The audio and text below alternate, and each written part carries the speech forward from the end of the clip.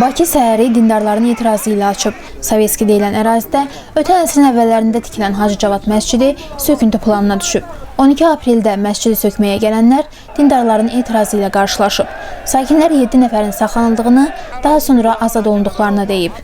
Bu polisləri yığıb töküblər, istəyirlər indi burada bir özləri qarşı durma qoysunlar. Yaxşı, necə olur ki, bir aydan sonra İslam oyunlarıdır, İslam olimpiyadasıdır, elə? İndi məscidi sökür bu.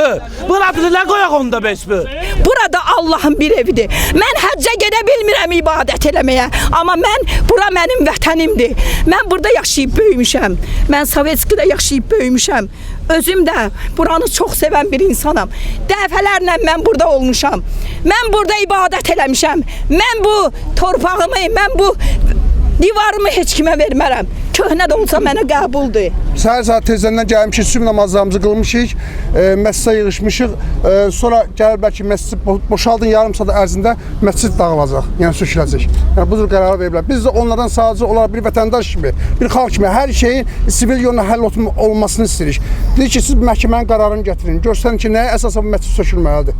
Yəni bizə heç bir qərar göstərilmədən, icra hakimiyyətinin adından, hətta prezidentin adından və digər məmurların adından istifadə edib deyirlər ki, göstəriş var ki, bu məscid yarım saat ərzində sökülməlidir. Subhan rabbiyal a'la və bihamdi. Allahu ekber. Allahu ekber. Qafqaz Müsəlmanları İdarəsinin sədri Allahşükür Paşazadə mətbuata bildirib ki, o məscidlərin yerini belə tanımır.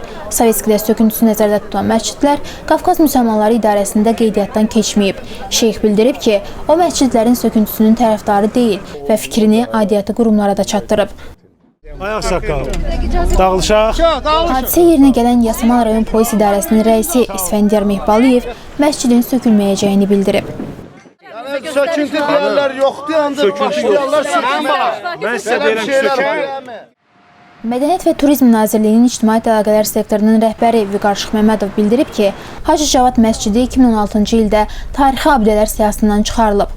Mütəxəssislər həmin ünvanda məscidə baxış keçirib, onun dayanıqlığını araşdırıb və həmin il məscid qorunan abidələr siyahısından çıxarılıb. Qanuni tərəfdən məhkəmənin qərarı olmadan bu məscidin sökülməsi tamamilə qanunsuzdur. Amma biz görürük ki, yəni Azərbaycanda mülkiyyət toxunulmamazlığı deyilən bir anlayış yoxdur faktiki olaraq və ona görə də bu məscidi də istənilən anda gəlib sökə bilərlər. Biz hüquqi o prosedurları nəzərdən keçiririk, çalışacağıq bunu eləyək, amma bunun üçün gərək məscidi sökməsinlər fiziki olaraq. 5 nəfər götürgünən gidiyor orada ofisdə oturaq, söhbət edək və rəhbərin sifarişini sizə çatdıraq. Yasamal rayon icra hakimiyyətinin başçısı İbrahim Mehdiyev məscidin söküntüsünün müvəqqəti dayandırıldığını açıqlayıb. Bu məscidin sökülməsi üçün və bunlara yeni bir məscid tikmək üçün yer ayrılmalıdır.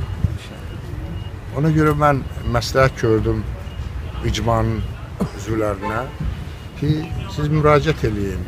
Rəhbəri tərəfindən bu məscidin sökülməsi müvəqqəti olaraq dayandırıldı.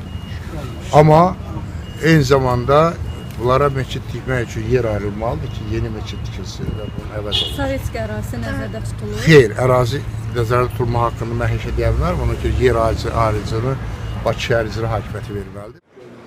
Sovetskidə ümumilikdə 171 tarixi abidə var ki, onlardan 76-sı Nazirlər Kabinetinin qərarı ilə siyahıdan çıxarılıb.